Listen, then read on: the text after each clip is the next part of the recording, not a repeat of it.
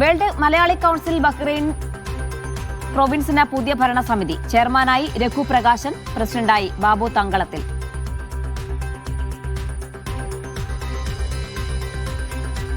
മനുഷ്യർക്ക് സ്വയം തിരിച്ചറിയാൻ പുസ്തകങ്ങൾക്ക് വലിയ പങ്കുണ്ടെന്ന എഴുത്തുകാരൻ ഷിഹാബുദ്ദീൻ പൊയ്ത്തുംകടവ് കേരള പൗരാവലി സാംസ്കാരിക വിഭാഗം ഉദ്ഘാടനം ചെയ്തു.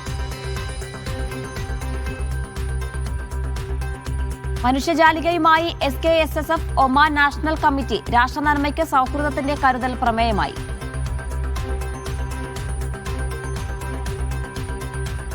ഡാൻസ് ഫിറ്റ്നസ് വർക്ക്ഷോപ്പുമായി Ruwi Malayali association. Trainer Solomon master നേതൃത്വം നൽകി.